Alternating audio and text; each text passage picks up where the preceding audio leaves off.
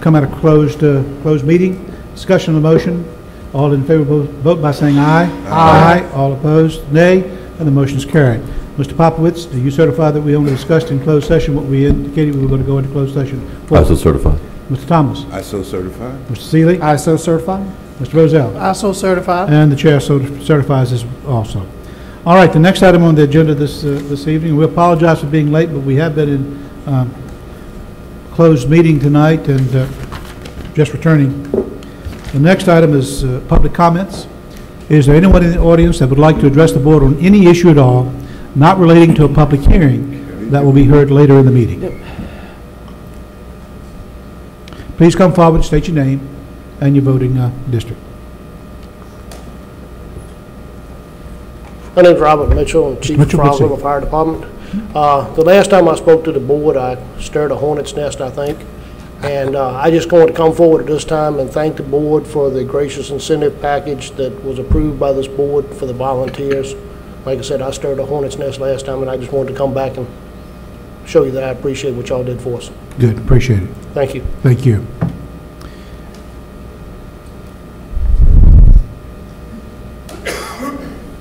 Carol Thomas Horton, Port Royal District. And Mr. Chairman, you know, I'm speaking for a group, so I'd like to have the 5 minutes, although I probably won't speak quite that long. Go ahead. And as you know, this is our public forum for us as a group of concerned citizens, as we're, you know, opposing a large amount of industry in our area in the Port Royal District and business. We'd like to see that kept, as you all know, towards the 95 corridor, and as the update on the comprehensive plan states near Carmel Church and Ladysmith. We think Caroline's just done a great job of that in the past. We'd like to see that continue for the various reasons we've mentioned in the past. We're still open, you know, to discussion on this. You know, we would just love to have a community meeting. There's a lot of level-headed people in the Port Royal District, great ideas. We've had a lot of people come on board now from all along the Route 2 corridor, the Mattaponi District. We've had Reedy Church come on board with us now, Bowling Green area, and a few people now from Madison are talking to us. We just really think that there's a place for development in industry. We're not against it. We just think there's a proper place for it, and we think Caroline has done a good job. Like I said in the past, we're looking forward to the state fair, and we like those type of things. We think also ecotourism in our area, and I'll explain why, would be a good thing.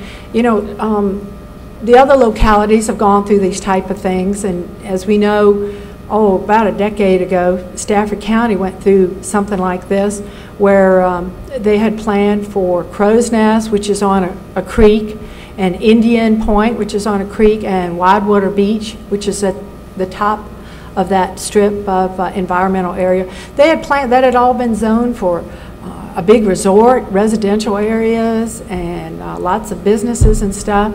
And it had all been zoned and planned, and they started building at Indian Point, which is where Pocahontas's ancestral village is. I know you all heard me spoke on this maybe years ago, because as you know, I was a newspaper reporter for many years for the area newspapers, and I had to cover all these board meetings, and citizens said, wait a minute, when they started, you know, just building at Indian Point, we're digging up history, and we're digging up a very environmentally sensitive area.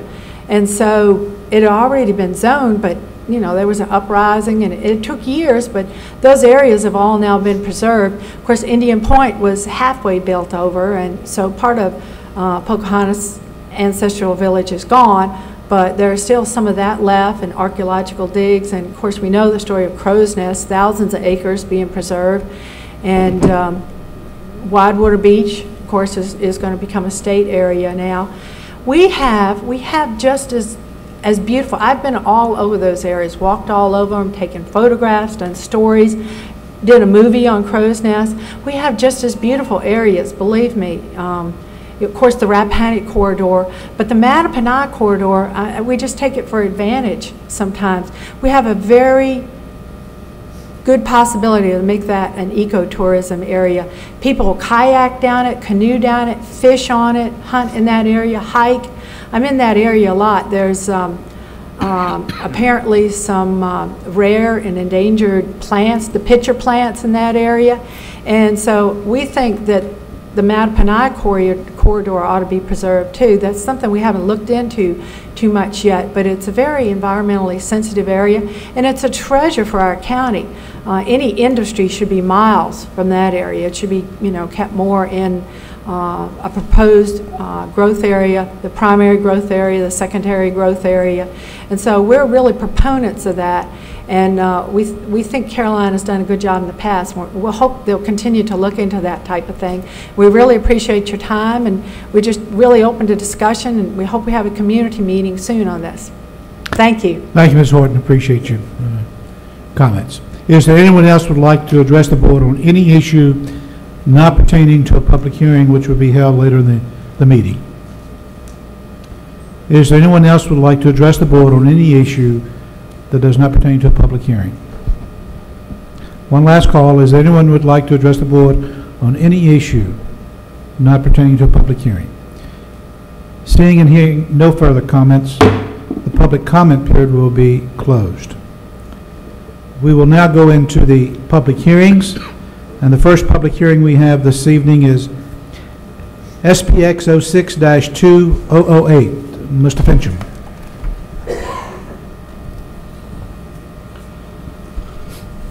Mr. Chairman, members of the board, your first public hearing tonight is SPEX 06-2008. Carolyn Oball, George Smith, and others, AT&T Mobile applicant requesting a special exception permit in accordance with Article 17, Section 13, Article 4, Section 5.21, and Article 15, Section 8B of the Caroline County Zoning Ordinance on a portion of tax parcel 65-A-45, which contains approximately 12 acres of land. The subject property is zoned rural preservation, which allows a density of 1 dwelling unit per 10 acres of land. The property is located on Route 603, Landora Bridge Road, approximately 4/10 of a mile south of Ladysmith Road in the Madison District. Proposed use is a telecommunication facility, which is allowed by special exception permit in the RP District. The 2006 to 2026 comprehensive plan identifies this area as being in a Childsburg secondary growth area and designated for low-density residential. The applicant, AT&T Mobility, is requesting a special exception permit to construct a tower on the previously referenced property. AT&T's application was for a tower of up to 190 feet in height. However, based upon the county's telecommunications master plan, this is one of the areas designated in the plan for towers of up to 300 feet in height.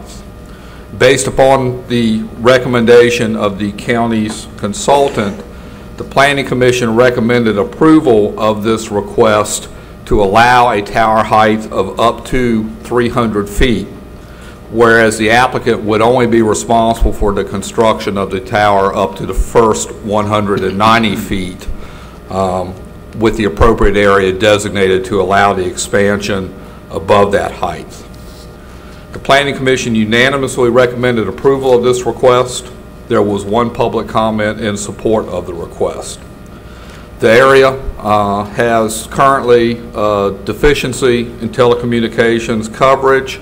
And based upon the recommendations of the Commission and the county's consultant, staff concurs with the Planning Commission recommendation, subject to the additional condition which allows the tower to be constructed up to 300 feet in height. Thank you, Mr. Fincham. Board have any questions of Mr. Fincham? One quick question. Mr. Thomas? Mr. Fincham, in the approval of a 300-foot tower where the applicant's only going to construct 190 feet of it, what construction techniques, issues do we expect in the next 110 feet of the tower? The groundworks, the footers for the tower would have to be installed that would allow that additional expansion. There would be obviously contract requirements that would allow the additional, the construction of the additional, up to the additional 110 feet in height.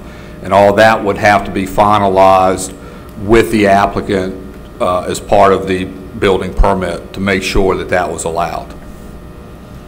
Oh, so the next person is going to have to come in and work with the applicant, but we're basically, in a simpler sense, we're approving a 10-story building, and the foundation, footers, and all of those for a 10-story building would be approved, but the applicant's only going to build 5 stories. That's correct. Good analogy. Okay. I'm just a little curious about those next 5 stories, but okay. Thank you. Other board members have questions? Mr. Fincham, I have a question. Yes, sir. Now, I believe it's been a couple of years ago, probably 2, maybe 3 years ago, the board approved another tower in that general area. I think that tower was off of Carter Gate Road, and I think it was a Verizon tower. Yes, sir. Now, has the applicant, have we tried to get the applicant to work with Verizon, because that site, it's my understanding that Verizon could not get access to the property, and so I'm assuming that is a dead issue. That tower approval is now void per county ordinance. Okay. This tower would supersede and replace that tower that was previously approved by the board. Right. And Verizon or any other provider does have the opportunity to co-locate on this tower. I understand, but my question was, have we contacted Verizon to let them know about this, so they may be willing to build the additional 110 feet as we are moving up now? Because I know that that area is a dead area. I mean, it's just no question. They desperately need a tower for service in that area.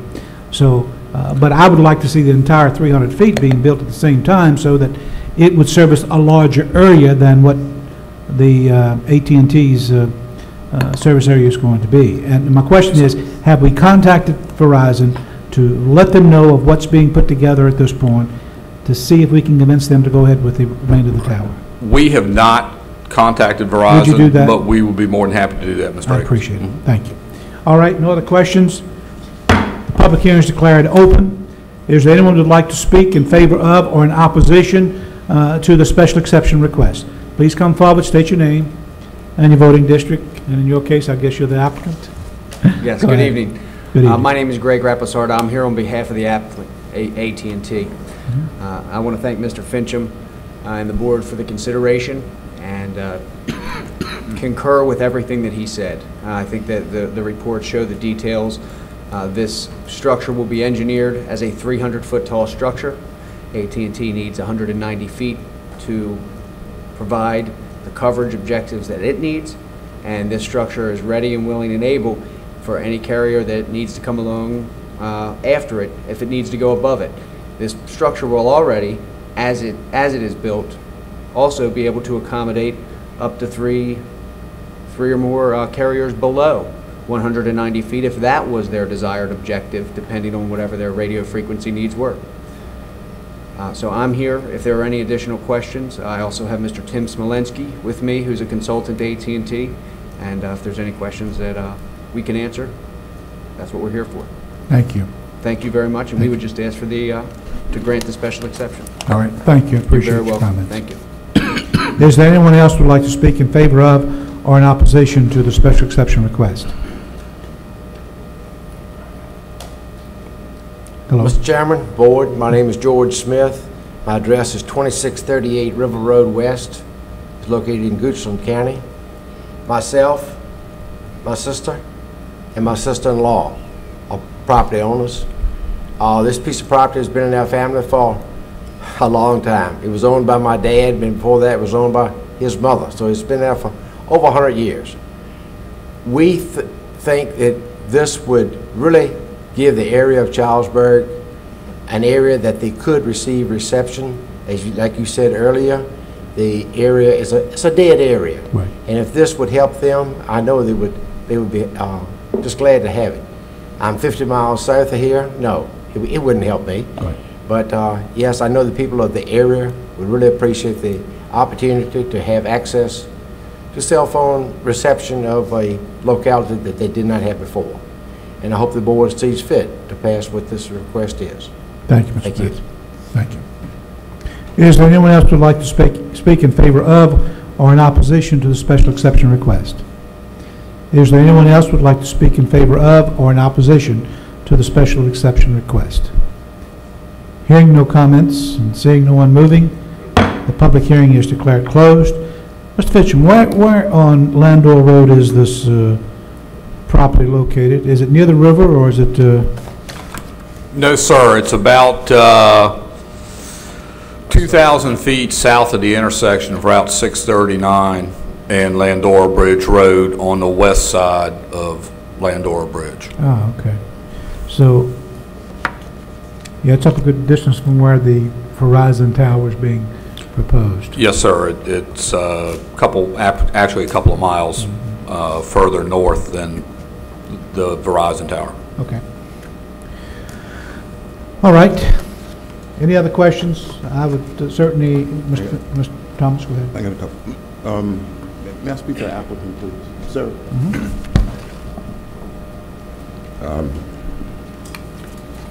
And just a personal note, I've got an iPhone, so I'm locked into AT&T, and I would appreciate more towers.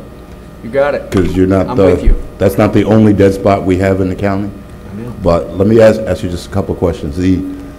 You're building 190 feet of tower. You're basically going to get to 190 feet and stop. Now, not that I go looking at towers to make sure they're all a perfect pyramid or come to a point. Structurally, doesn't that seem like the integrity is going to be in doubt? It won't be. The way that these towers, and actually the county's consultant, Mr. George Cadelius, had talked about this at the Planning Commission hearing, but basically the way that this is going to be built, they're built in canisters, and so they're stacked, and they're really stacked in 10 to 20 foot sections as they come anyway. So you really are building a 300-foot structure, and you would just stop it. It's still going to have a lightning rod at the top until that structure needs to be stacked higher, and then that lightning rod comes off. The new cranes come in and add the new canisters, and it's all designed from the very bottom to handle the full 300 feet. Okay. In that sense, if I were building a 110-foot tower, it would cost me a lot less to build a 110-foot tower from the ground up than it would cost me to put on top of your tower, wouldn't it? I don't think so. The infrastructure that goes into the design and engineering itself, then you have the fees that go with the zoning process and everything else that are tied into a brand new tower. Not to mention, I don't think a new tower would be approved. If someone wanted to go at 110 feet, they would be able to go below AT&T on this tower. This tower will have rad centers at 190 feet for AT&T, 180 feet, 170, 160. It's only if somebody proves to you all that they need a higher rad center, radiation center for their antennas, that's when really then they would be allowed to proceed. Okay. Well, see, I asked that question because I'm curious as to how we're going to get that final 110 feet. And if I were in the tower business and it cost me $100,000 to be on top of yours, but maybe $70,000 to build one from scratch, I'd kind of lean to the scratch one. And that's kind of why I asked you that question. I don't know if we actually can get the actual number now. So I'm going to take your word for it. And the last question is, how many free county sites are you going to allow us on this tower? I don't know, what does the code call for, and what do you need? I think that's the type of. I think the code calls for at least 3. AT&T would obviously cooperate with the code, but I mean, even going beyond the letter of the code, if the intent is there and there's a way that we can help out, then that's something that can be done. My understanding of most county emergency systems, they don't need anywhere near 190 feet. A lot of them operate at the 80, 70, 80, 90 foot level. And so. Well, I'm sure Mr. Fincham has the code with him and can tell us exactly what it is, because there's at least one for emergency services, I think Right. one for the sheriff's office, and then we're trying to do wireless broadband through the county, so I don't know if we've added that to our ordinance yet, but I'm going to assume before I vote, you're going to include that, right? Yes, and actually, I believe it's part of the special exception conditions Okay. that are built into the permit. Okay, go ahead, I'll look for those while he... Mr. Seeley? I guess I have a couple of questions. Now, some of the towers that I've watched being built are built on the ground and jacked up. So, though you're only going to 190 feet, the next person that would come on that wants to go to 240 would jack up the tower, putting you higher and having to move your actual site down. Is this tower not built like that? No, this would be a stack on top of the tower. Okay, so you're not jacking it up, you're actually bringing a crane in and setting section on section all the way up. That's right. The foundation would remain, and the foundation is going to be engineered and designed for the 300-foot tower. So the only additional cost to somebody that wants to go above that is for what they build above, or do they got to pay for some of the infrastructure cost that's already involved? That's right. And any What's of the right? permit, They pay for the infrastructure cost, or they just pay for what's above? oh, they would pay for what's above, but there are other costs that go into that. There's zoning costs, there's their environmental team, there's their engineering team. They're going to have more costs than just the steel and the crane rental. Because if I'm not mistaken, we're actually going to allow a 300-foot tower tonight. So there won't be any cost incurred in coming back for zoning, because we're gonna take care of that tonight if we approve this. So it would just be permitting costs, and Okay. and now they would have to work out a deal with the tower owner, with AT&T as well. They have to lease space from AT&T. Well, and that takes me to my next question. Who owns this tower? Because there are a number of tower companies around the county. Right. And when I was on the school technology committee, we went to one of the tower companies and said, we want to put a repeater for backhaul and forward feed on your tower. And they said, you'll have to pay for the engineering cost, the weight study, for everything that we wanted to put on that tower. And I was like, it's for the school system, I think it's covered. And they told us that the school system was a separate entity from the county. And I just want to get straight while we're looking at each other going, is the school system considered part of the county to AT&T? That's a great question. I don't know. I haven't looked at that issue. It's one that I would love to have a conversation with your county attorney about. We don't really have to worry about that part, because we created a wireless broadband authority that the county and the schools are under. Okay. And as part of our special exception, we're going to put a condition in there, which is just what you said, that you would provide that ability for the county to have broadband access via your tower. Right. It sounds very, I'm familiar with King George County has a Exactly. Right, a wireless broadband, a authority. wireless authority. Virginia Broadband came in. Right. Though Virginia Broadband is allowed access on existing towers as a county entity, Right. I guess or as to follow an this up. agent of a county entity. Right, to Excuse follow that, the weight study and the space study, is that something that the Wireless Broadband Authority would have to do, or is that something that you'll know about this tower when it goes up? In the special exception, it's going to say, at no charge to the county, Okay, right? Yeah, if that's what the special exception permit says, then that's what it says. That's what it's going to say. That's what it's going to say, then AT&T is going to abide by those Okay. conditions. That's all we need. Okay. But I don't know those specifics right now. that's, But it sounds like I don't need to know the specifics, because we're going to be bound to those conditions. We're going to help you. we're going to make sure that Exactly. Mr. We're gonna Fincham help. has that in. Other questions, Mr. Seeley? I'm good with it, Chairman.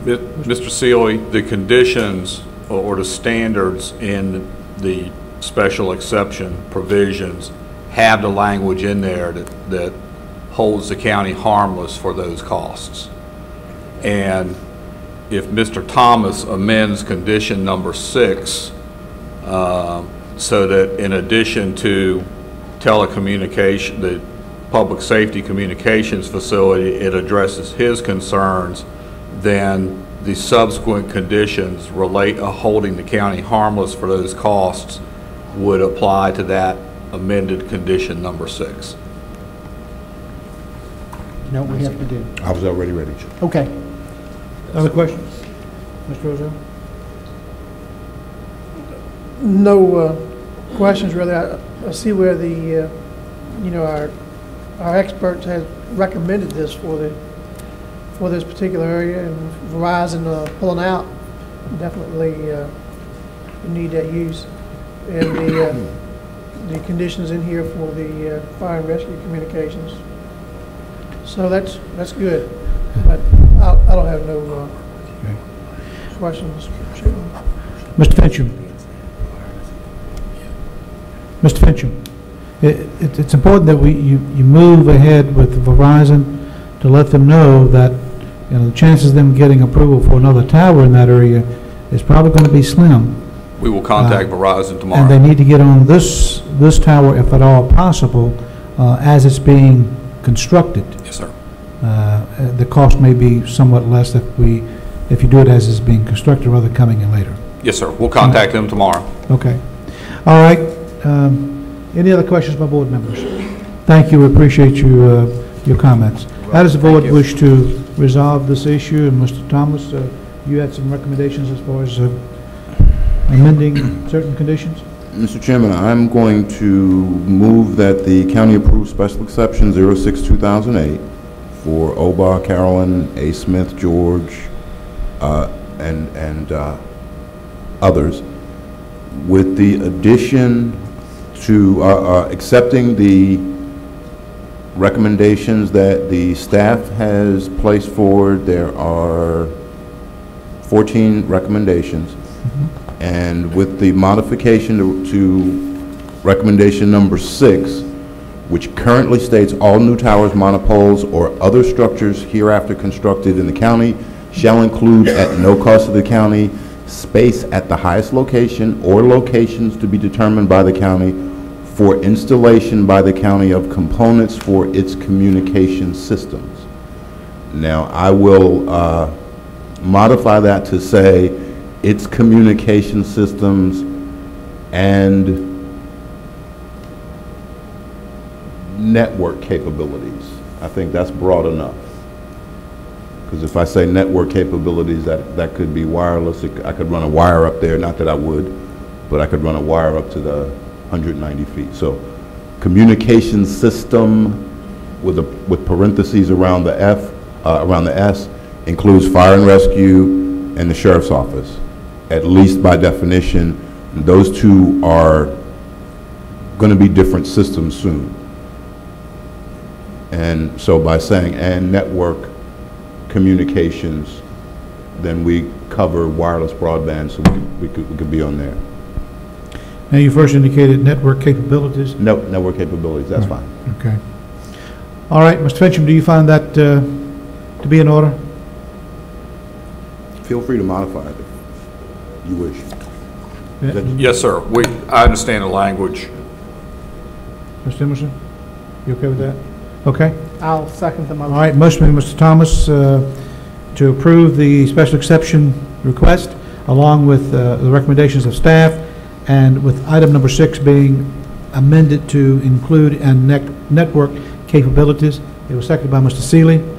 Discussion on the motion. All in favor, vote by saying aye. Aye. All opposed, nay. The motion is carried. Thank you. Appreciate you.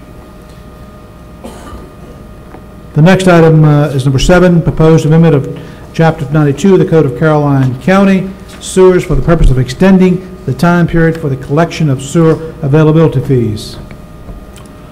Mr. Chairman, members of the board, in your packet you have a cover memo from staff which addresses both of the following public hearing items. The proposed amendments would allow the board to modify the time that we collect the availability fees. The board did adopt an emergency ordinance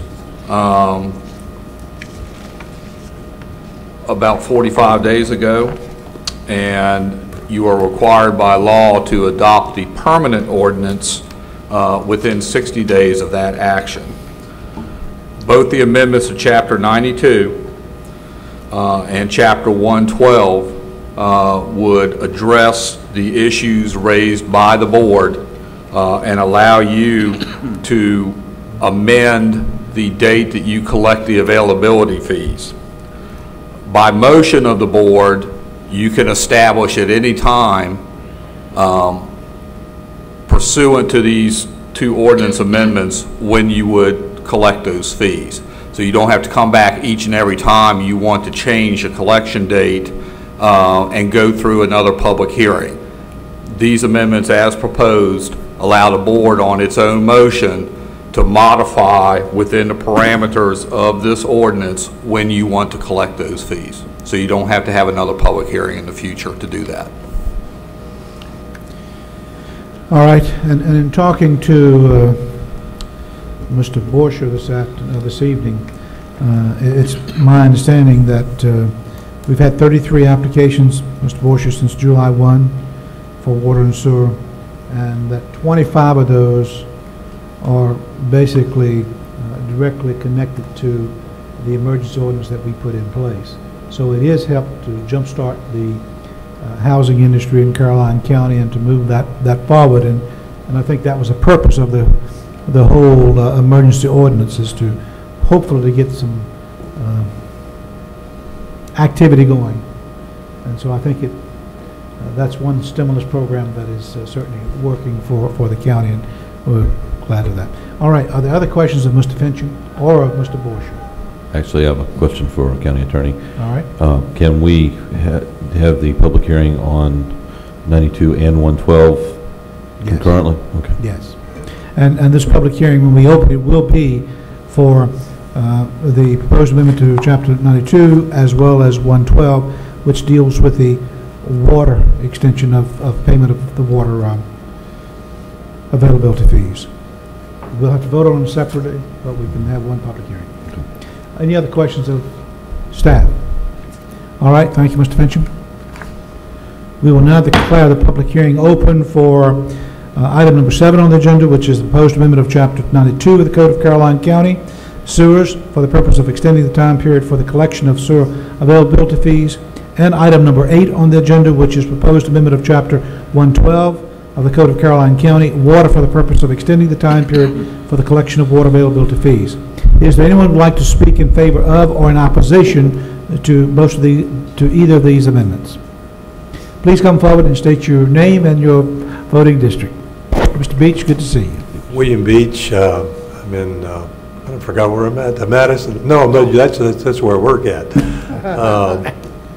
Oh, Jeff. Bowling Green. There we go. I'll get it out here in a minute. I want to thank you all tonight for allowing me to come up here. I think you guys are doing a great job on this. I think you're in the right direction on what you're trying to do. It's necessary. I'm sure you've gone through this with other people as far as allowing the builders and developers enough time to collect enough money to pay for those fees. It's very difficult. As you said, you had 33 new applicants come up. If you multiply that by the amount of money, that's quite a bit of money. Right. And especially in these times anyway. The only thing that I see in this, and I'm not trying to tell you what to do. You know the business of the county a lot more than I do, but what you're attempting to do is great for the builder. It's not producing an environment to bring people here.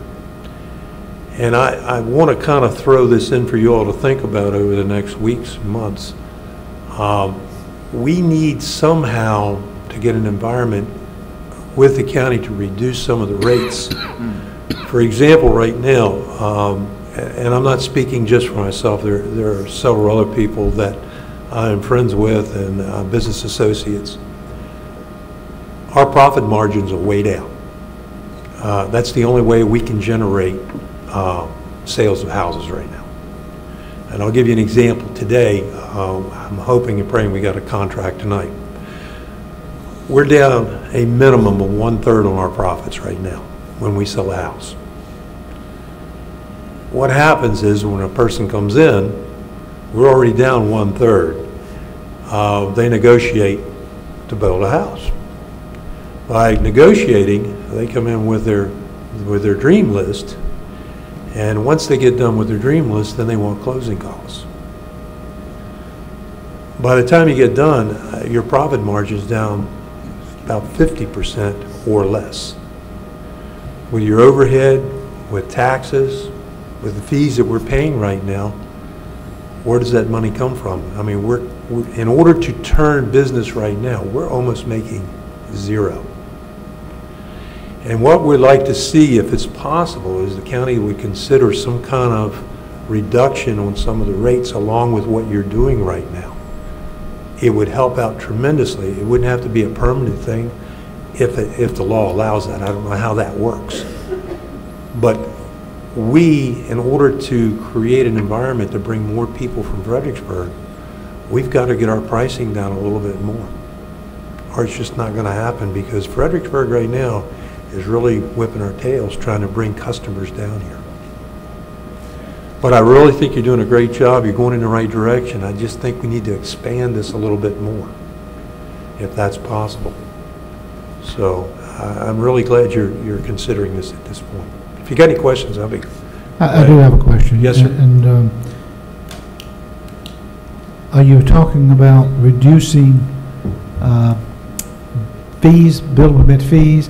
Yep. I can tell you, as you know, we went through this long process on the water and sewer availability fees, and they did not pay for themselves, and they haven't paid for themselves. So what we're trying to do is to get that house in order, if you will. Now, if you're talking about reducing building permit fees or other types of fees, is that what you're speaking of? That's what I'm suggesting. That's one thing that we need to look at, address again, and come to. If we don't do something, basically our hands are going to be tied as a county. We're just not going to be able to be competitive enough, at least in the environment that we're in right now, to actually try to open some of this up. You know, I'm not trying to tell you all how to run the county or anything, but at the same time, sometimes you got to give a little bit to get. And sometimes you have to back up a couple of steps to go forward again. And with the climate that we're in as a nation and as a county and as business, if you don't do that, we're going to be in trouble. Right. And that's all I'm suggesting, that we do need to look at that again, if at all possible. But you guys are heading in the right direction. I want to thank you. Appreciate it. Thank you very much. Is there anyone else who would like to address the board on this issue, either in favor of or in opposition to the amendments that have been proposed? Is there anyone else who would like to address the board either in favor of or in opposition to the amendments on these two items? Hearing no further comments and seeing no further movement, the public hearing is declared closed. Does the board have any questions of staff? If not, how does the board wish to take care of these two issues? Mr. Chairman, I'd like to make a motion that we approve the amendments for Chapter 92, Code of Caroline, as presented by staff. Is there a second? Second. Motion made by Mr. Popowitz, seconded by Mr. Seeley, that we approved a proposed amendment to Chapter 92 of the Code of Caroline County as presented. Discussion on the motion. All in favor, vote by saying aye. Aye. All opposed, nay. The motion is carried. How about item number 8? I'd like to make a motion that we approve the proposed amendment to Chapter 112 of the Code of Caroline as presented by staff. Is there a second? Second. Motion made by Mr. Popowitz, seconded by Mr. Seeley, that we approve proposed amendment of Chapter 112 of the Code of Caroline as presented. Discussion on the motion. All in favor, vote by saying aye. Aye. All opposed, nay. The motion is carried. Thank you. Unfinished business. Number 9, discussion of status and cost estimates to repair Caroline County Cannery. Mr. Bishop.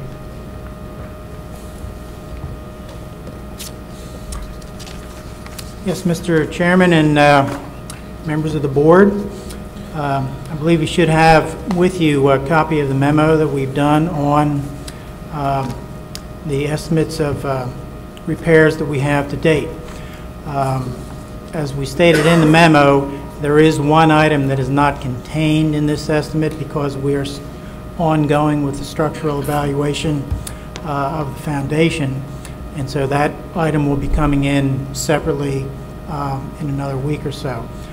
But what we have in the memo addresses some of the structural issues, not the slab and some of the foundation issues, but some of the wall-type structural issues. Plumbing, electrical, some of the aesthetic issues, and dealing with some of the safety and health issues that are there. And bottom line, what we have come up with is a total estimate that comes to $37,500. And again, this does not include the issue of what might be necessary on the foundation work. So if anyone has any questions on the numbers, where they came from, I'm glad to address them. And when the study comes in from the structural engineer and we get a good estimate on the last item, we'll forward that to you so you have a good final total.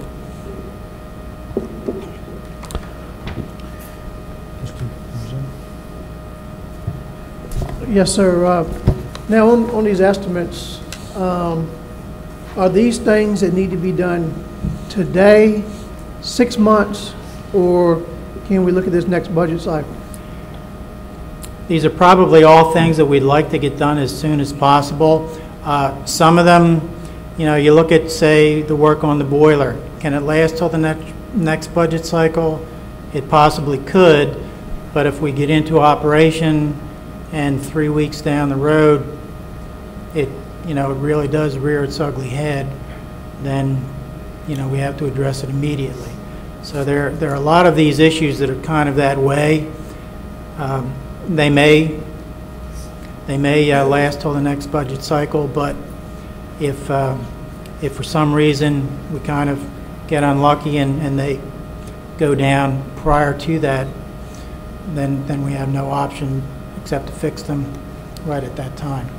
Yeah, but has anyone, the building official or anyone said, hey, do this, or we need to close it down? No one. Kevin Whiteman's been in and looked at some of these things, but it hasn't come to that we need to close it down yet. No. Okay. I just wanted to see the urgency on your part, on where we stand, and we may not have it in the budget right now, but we may have it later. I don't know, but again, I just wanted to see the urgency and timing. Right. We can keep it operating, but as I say, it's kind of on a day-to-day, and if one of the things does happen, then we just have to deal with it as we can when it comes up. Other questions? Yeah, I did have a concern about the slab. It's showing here that it's being undermined. Yes. And of course that wall, what we looked at is, of course, cracking. I think when we went over and looked at that, there was some concern, not necessarily that it's going to fall right away, but there is concern that that may not last very long. At the very minimum, I'd like to at least see us go forward with trying to repair that slab and put that wall back up to get that kind of fixed at the very minimum for the repairs, because I think that's the most urgent thing that I saw over there, and I'd like to get some. And that's the item that we do not have the firm price on at this point. Yes. That's the slab and foundation portion. Yes, right. And I think that that's the part that needs to be really looked at and done. Right, and the consultant is evaluating that now, so we'll have that shortly. The other question I have is here, I saw where you were going to replace this with a sheetrock. I had asked that be replaced with Durarock. Is that part of the, at least on the boiler side, and wherever there's water? I believe the estimate at this point only includes the sheetrock, but we can reevaluate that. Yeah. It'll probably be somewhat of an increase, but not substantial. Yeah, I'd rather see the Durarock in there, especially with that type of building and with the amount of water and other things, steam and things that we're going to be looking at in that. I'd rather see the Durarock. It'll last longer. I think it'd be a minimal cost, maybe a few $100 for that wall. I guess my question is going to be is the fact that have we really, as a board, decided if we do not get some participation from the George Washington Regional Group, is this something that the county is going to be able to afford to maintain and to go forward with? Now, I know we all would like, as far as would like to keep the cannery open. I don't think any of us would not like to see the cannery stay open. But I think that we have to be, honest with ourselves and realistic from the standpoint that I think what you have 14 a month, or is it 14 a summer? But there's a very limited number of people that use this cannery. And to be honest with you, probably most of those people come from outside of Caroline County. I think that if you look at the numbers and the people that are using the cannery, it's probably as many or more outside of the county that's using inside the county. So I think we have to look at all those issues. And I, for one, believe that if we can get George Washington Regional to come in and make it a regional facility, share the cost of operating as well as putting it in shape, I have no problem.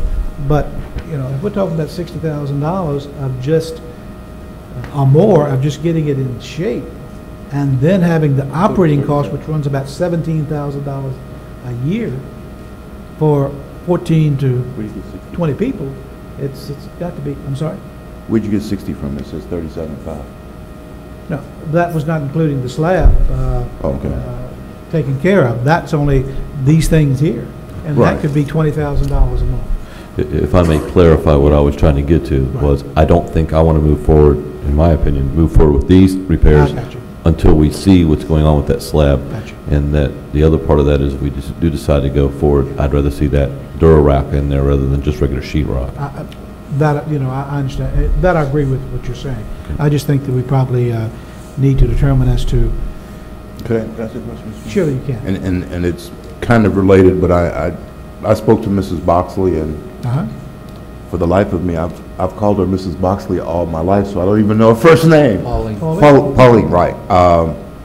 She asked me if we'd close the cannery again, and I said we didn't have anybody to operate it. And she was going to ask, I think, Wick Coleman and some other folks. So have we found someone to operate the cannery yet? Do you? We will be interviewing shortly. We've had applicants, and we're setting up interviews, yes. Okay. Well, that is probably paramount to before we go ahead and fix this, because if nobody's there to operate it, we really don't need to fix this. Right. And I'm going to state my position, and it's like all historic buildings we have, this one, some other buildings we've had. Once we lose a historic property, we can never get it back. So I'm going to always err on the side of preserving history when we can. And I think Mr. Roselle had worked and Mr. Popowitz had worked with the George Washington Regional whatever. So we need to maybe ask them some more. And the other point is, if your point is correct about most people coming from the county or from outside the county, why are we not marketing this more? And I don't think we charge anything, or like little or nothing. It's 35 cents a can is the charge. Yeah, that's very basically little or nothing. Yeah. I mean, which is kind of what we want to keep the cost down, but why are we not marketing this anymore? Is Mr. Wilson still over there? I can't see him. Yeah. Why are we not marketing this some more so that there would be more people and more volume? You can answer that later. I just... To initially address that, and also the comment Mr. Akers had about the Regional Commission, I'm expecting to be contacted by them to come down and do a visit, a tour of the cannery, so that they can see firsthand what's going on. Because I seem to recall from Mr. Boxley, this was like one of 4 in the whole state, when we first started it. So, that's kind of historic, and we might want to preserve that. And, it should be a tourist attraction. We're not doing it in conjunction with the Bowling Green vegetable stands that they have on Saturdays, so farmers market. Maybe Mr. Wilson will market a little more. And I have no problem if we're going to turn it into an historic facility, but then I think we should turn it over then to the Historical Society and to the tourism group, and they fund it rather than trying to be funded out of county general funds. The point is, You know, that's limited. It's unfortunate, but it's limited right now, and I don't see it paying for itself. Now, if we can find, Mr. Wilson can find money in his tourism budget, and he shakes his head. No, but my point is the fact that if we're going to use it for those purposes, then let's let those groups maintain it and operate it, and the cost for doing that come out of that. All right, can I make a motion that we at least move ahead with the foundation study to make sure we can keep the building up or not? Is that what you want to do? Yeah. I guess my question is, He's got the cost. okay, in it if for we the want to do this foundation just to study and see where we go, if that's the majority of the board's wishes. Okay. That was a motion. 5,000. Is there a second? Second. Motion made by Mr. Thomas, seconded by Mr. Popowitz, that we approve the study for the foundation issues. Which is a $5,000 item, yes. That's a $5,000 item. Is there discussion on the motion? Only one question, Mr. Chairman. Where's the money coming from? Where's the money coming from? Well, it's, I don't know. Where's the money coming from, Mr. Porsche? We will have to look through what our engineering services budgets have to see if it's available on that or some of the other contractual item lines. But you will find the money in your budget. We will have to find the 5,000 in our budget, yes. It's coming out of what has been appropriated to the Public Works Department. Further discussion on the motion. All in favor, vote by saying aye. Aye. All opposed, nay. The motion is carried. We'll go that far, and then we'll have to make a decision as to what we're going to do after this. Okay. Mr. Chairman, and just to throw this out here, some of you all may have already heard that some folks are interested in, I understand also that the Fredericksburg Food Bank is trying to find an area in central Caroline, because the food bank is widely used in Caroline County, and they need refrigeration and they need freezers. That has refrigerations and that has freezers. So we may want to keep that in our minds to help serve the churches who serve the people in the community. If we move away from cannery, I think this is one thought that's being talked about in the region. So yes, just want to make sure that board members are aware of that idea. That's a good point. We ought to be able to do both. If I may ask, but That's a synergy that we can.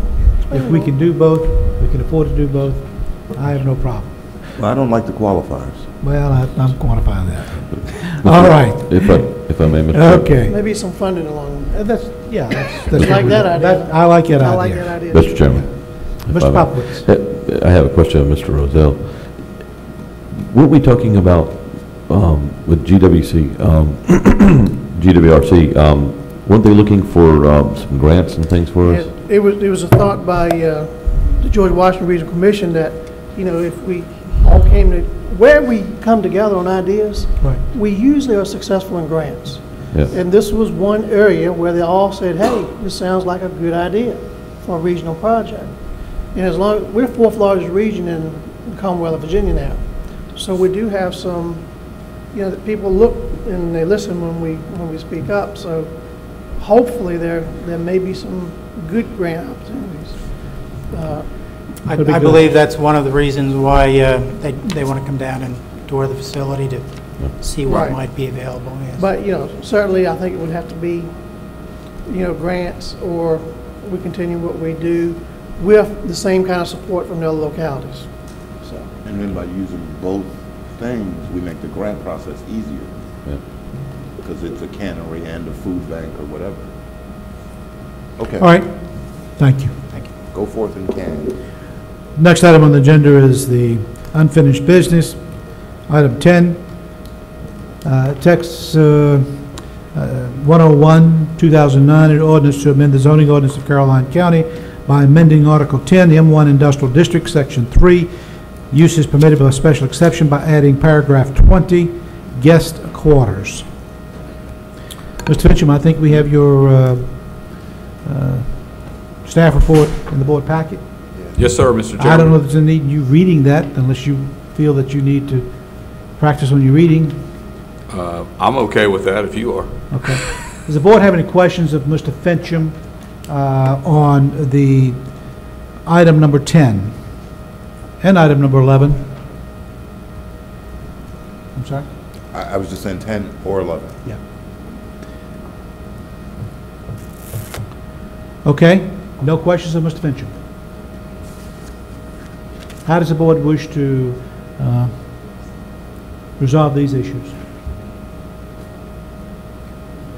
Mr. Chairman, I still have the same concerns that I've had from the very beginning, and they were that once this facility is established, there is little or nothing the county can do if it's violated. So I see no point at this time, nothing compelling me to move forward. So at this point, I'd like to see this denied.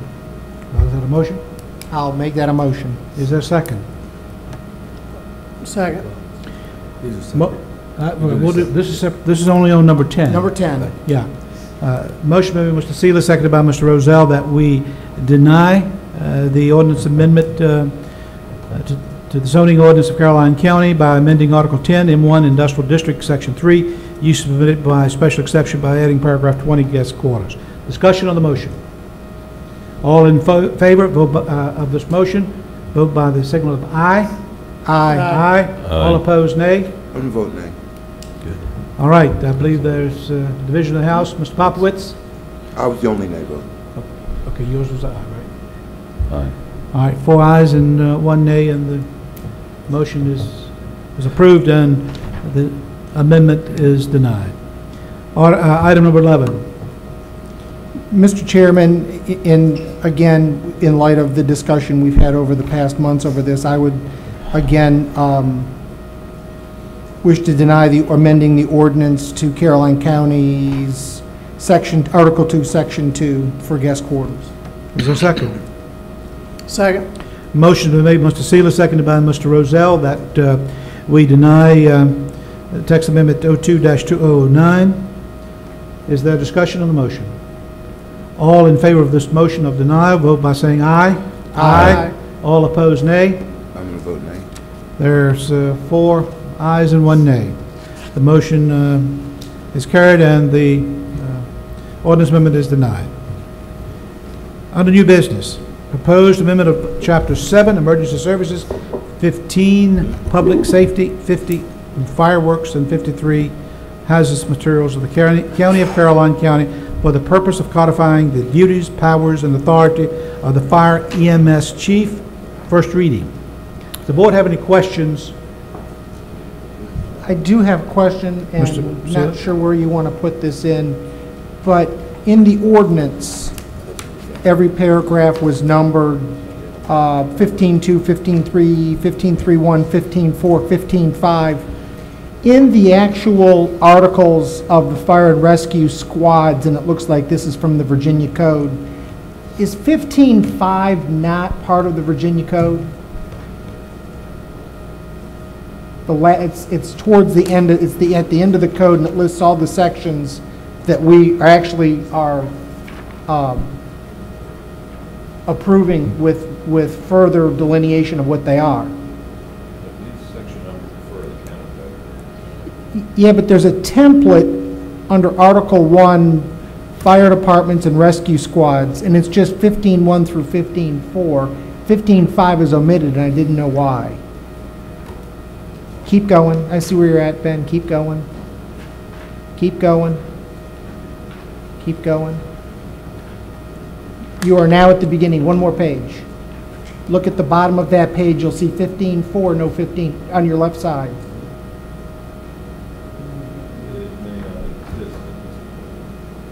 I guess that's my concern. It's omitted from the template, so I didn't know what that meant.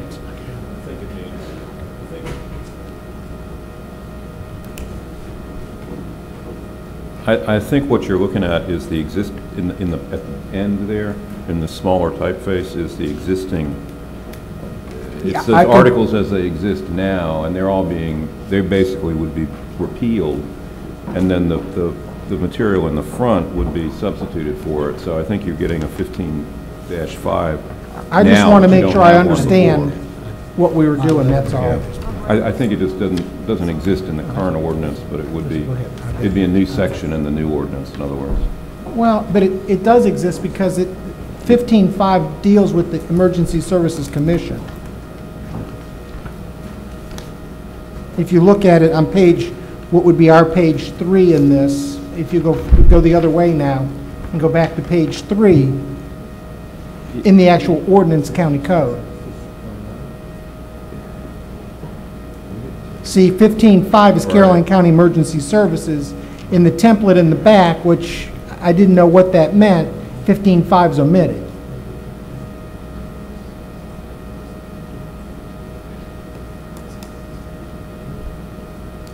I think in the back, what is the new 15.5 in the back is 15-2.1. I think it's just it's in a little different place.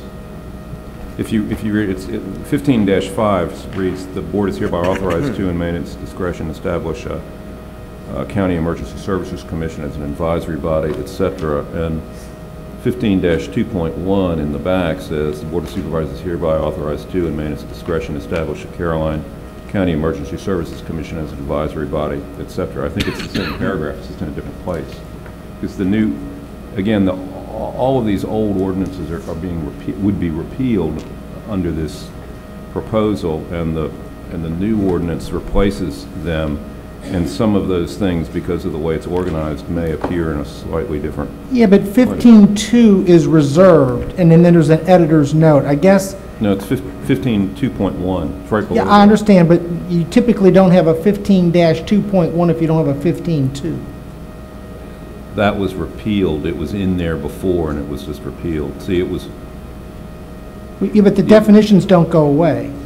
I'm confused, I guess, what the back of this means and how it relates to the front, what we're actually looking at, because they don't line up. So, because you've added firework, and I don't know who wrote what, but I'm just trying to get to the bottom of why the back and the front matter don't line up. Well, we didn't put that together, but. Okay. Did we establish that the back is the existing county code? That is what is on the books now. Starting with what is Chapter 7, Emergency Services. Okay. Well, don't go anywhere, Alan. Okay. If that's true, Chapter 7's Emergency Services. Completely agree. 15.1.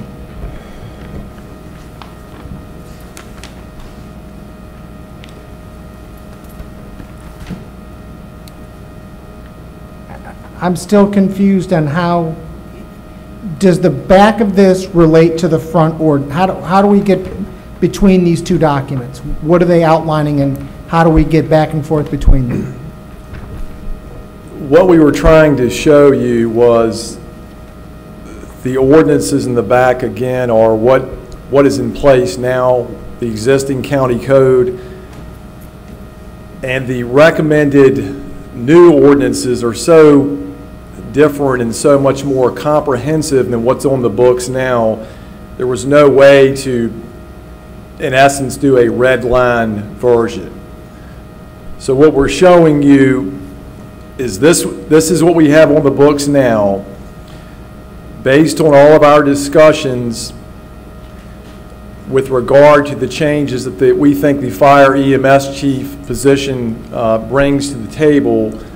What is in the front is our entirely new recommended ordinance. So you're saying the back is the old? Correct. And the front is the new? Correct.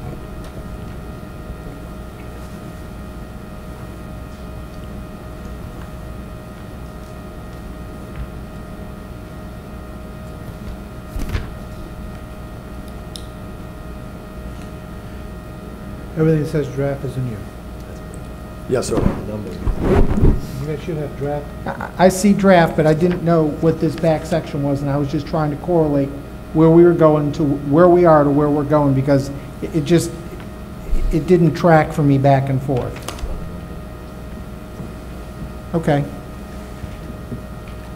Yeah, I guess I'm still kind of curious, are we gonna change any wording or anything in 15.5? Is that, are we still negotiating that, or is that going forward in this? I think what we have indicated is the fact that we're going to, if the board chooses, that we will move forward with the public hearing on what we have now. And that's all we're going to talk about tonight, and we would approve tonight, is as to whether we send this ordinance amendment, or the new ordinance, to public hearing, or whether we do not send it to public hearing. And if we do, then any changes that are going to be made, of course, will be made once the public hearing has been heard, and then the board makes a decision as to what it's going to do about any changes that is proposed to be made in this ordinance. Just making sure we're all clear, No, I Mr. understand. Chairman. No, I understand. No, absolutely. That is my understanding as to what we're planning to do. Are there other questions about the draft ordinance? Is there a motion to send this draft ordinance to public hearing? So moved. October 13th. October 13th. October 13th, so moved. Second. Motion made by Mr. Popowitz, seconded by Mr. Rozell, that we send this proposed ordinance amendment to public hearing for October 13th. Discussion on the motion. All in favor vote by saying aye.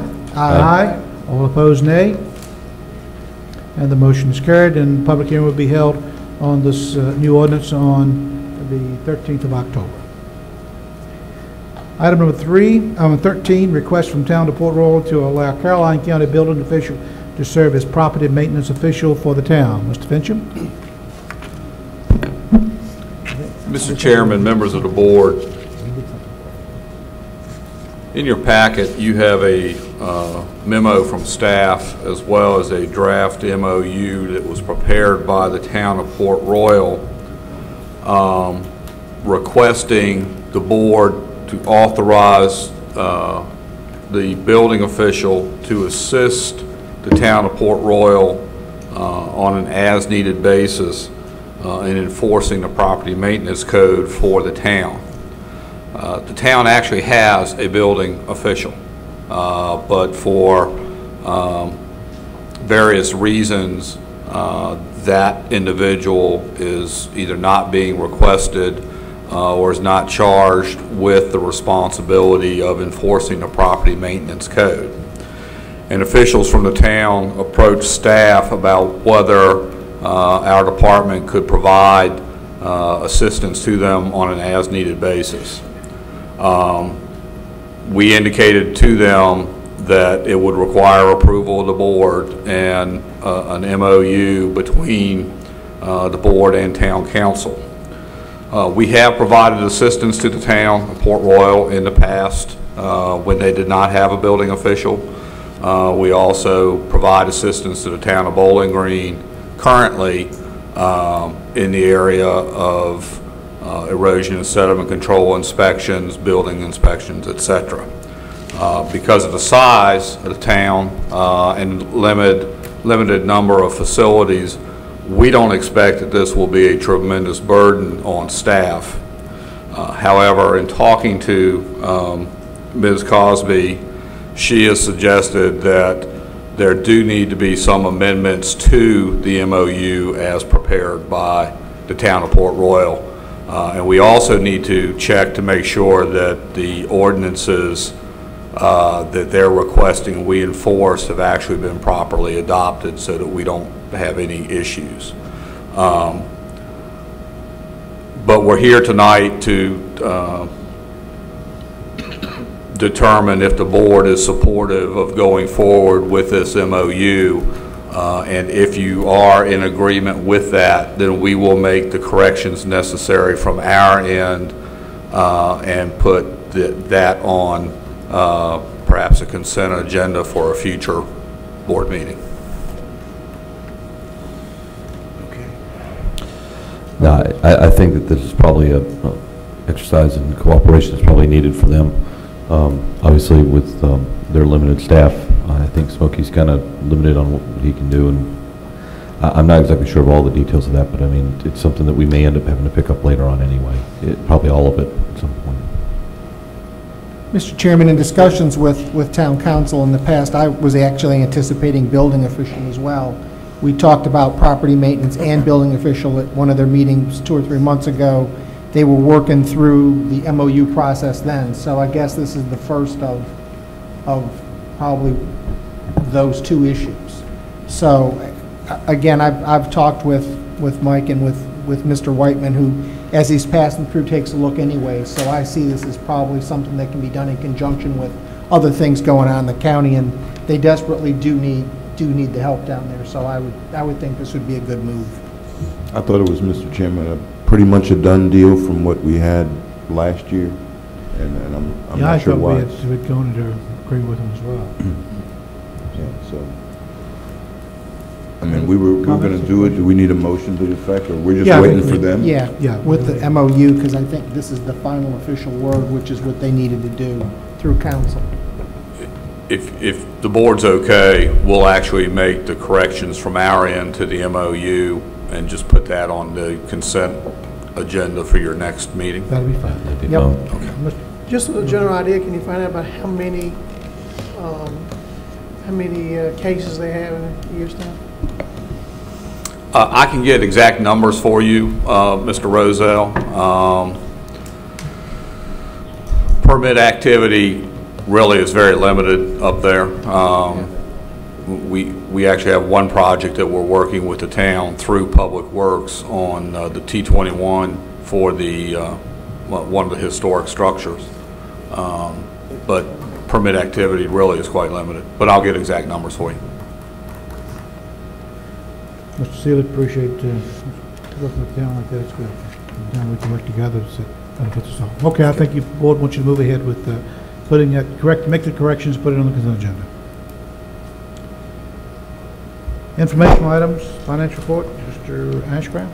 Mr. Chairman, you have included is the finance report from Ms. Hatcher, and it gives a report on the recent spending.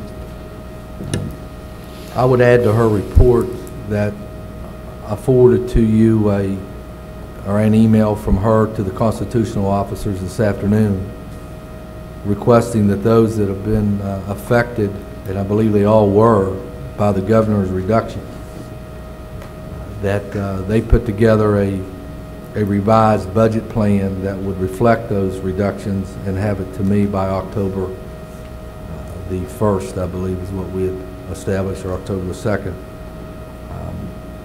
Those reductions would then join with the analysis that we are doing that you had expressed interest in earlier this evening with the revenues and the expenditures as they go by month, so that we can stay ahead of any possible budget shortfalls and be able to react with enough time to mitigate long-term damage to our budget. I would also add along those lines that I did meet with the school superintendent yesterday on a couple other matters, and he's reported to me that the budget, the budget cuts coming from the governor, although being said that public education was going to stay whole for this particular budget year, it could still mean a reduction of almost $400,000 in the FY 2011 budget, the one which we are going to be building here in the next couple of months. So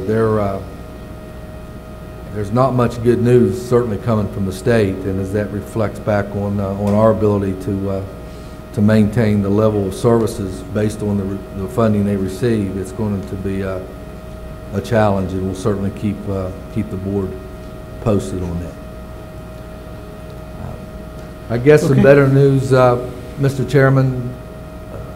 After a long process that certainly started with discussions and recruitment and the adoption of a rezoning and discussions that happened in preparation that followed, the State Fair is opening in Caroline County, and it opens actually Wednesday evening with a special black tie and boots reception that they have for their scholarship fund. And then Thursday morning, each of the board members have been invited to what is really a series of ribbon cuttings. They're going to have them, I believe, at 4 or 5 different locations around the fair to dedicate the various buildings and sponsors and so forth. You probably, if you're going to be able to attend, should be there somewhere around 8:45, just so we can figure out where we're going and how we're to go around that. And then the fair opens thereafter, and stay for as long as you want and enjoy it for a 10-day period. I'm proud of our staff. I'd like to compliment them. There's been a lot of work that's been put into and attention paid to detail on this matter. And obviously the first one, we don't know how it's going to be, but we believe we've taken every precaution with the State Fair to evaluate any scenario that might happen. And now we just have to wait, and hopefully all will be positive. So that's happening. And I want to remind the board members, and I know, Mr. Chairman, you will be out of town, but Caroline is hosting the regional elected officials meeting, which is next Tuesday at the Visitor Center. We will have a presentation from Mr. Wilson regarding the center itself. I think it really is a testimony on how when you work with developers and work with the local community, how you can get a facility paid for and in operation without using general fund taxes to do that. And then we will also have an update on what is known as the swine flu, preparation for that, and how that will be, how we are in that mix in trying to caution our citizens on what they need to do when there's an event to prepare for that. So that is also on the agenda.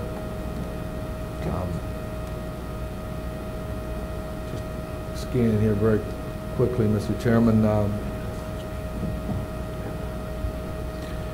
I believe that is all that leads up to our last meeting, except, I'm sorry? One thing, and I gave it to Pam, but I have a constituency meeting set up for Sparta the 15th of October. 15th. Okay.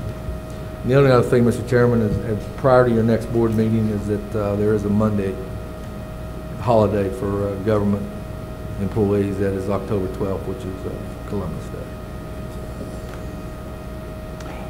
Okay. That's it. Thank you very much. Yes, we do. Mr. Roselle has a motion. Closing board comments. Mr. Popowitz. I have none, Mr. Chairman. Mr. Thomas. Actually, I do, Mr. Chairman, and normally I can't see the back of the room, but I can see that Medicorp check that they gave us last board meeting. Yeah. That's the big white one on the far left that says how much money the county spent at their hospital. Can you tell us how much it is? I can't see that far. I can just see that it's a big white thing up back there. That's really all I can see. My point is, we could have several different business entities give us a big check. Exxon could come next month and say, Floyd spent $5,000 last month, and we could put a big check up there. My point is, that big check advertised in Medicorp should only be up there if they're going to pay us to have it up there. So if they're not going to pay us to have their check up there, why are we advertising for them? Mr. Chairman, if I might answer.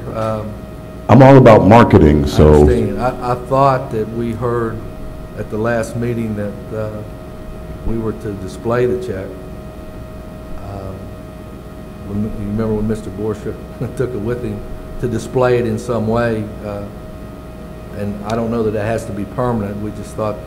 I think his office would be a nice display if that's Public Works or something like that. Just to follow up to their presentation. Oh, I mean, make no mistake that I'm not ungrateful for the service that they provide, but I'm not going to advertise for you for free. I'll leave it up there. You might want to tell them that, you know, Mr. Thomas said to leave the check up in the community center auditorium where hundreds of people can see it. We need to, like, get some money to help paint the rest of the building or something like that. I don't have a problem advertising. We could change the name of the auditorium to the Medicorp Auditorium for enough money. It needs to come down. We need just not try to county things are good, but No, it needs to come down. And I think we've probably hit that enough. Anything else? they might give us some money, ask for Nah, them. we don't want it. Mr. Seeley? No, sir. Wait, who? Mr. Rozelle? Wait. Nothing, Mr. Chairman. The only thing, well, we do need money, but the check, if they can give us the money that's on the check. One thing that, Mr. Thomas, I'm not sure whether you've had any calls from your constituents over in Campbell's Creek subdivision or not, about the water and sewer. Regarding aqua, right. Yeah. I would like, if we could, maybe to, and I've indicated to Lake Landor and to Bridlewood, which are the two communities that are going to be impacted in my district. I think we'd have a better chance if all of us go together, because it's going to really impact those people from Campbell's Creek, because they didn't see the increases that Lake Landor and Bridlewood saw 2 years ago.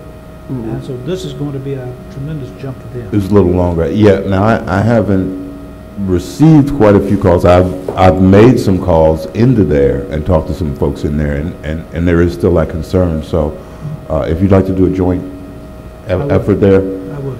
I think that'll help us all. Yeah. And I've spoken to Chris Peace, and Chris is going to try to get a meeting with the Aqua people as well as our lobbyists. And I'll let you know the dates, and maybe you can make that meeting as well. Now, they're still, actually, I know they're lobbyists. Okay. He used to lobby for me at a former company. Ah, okay.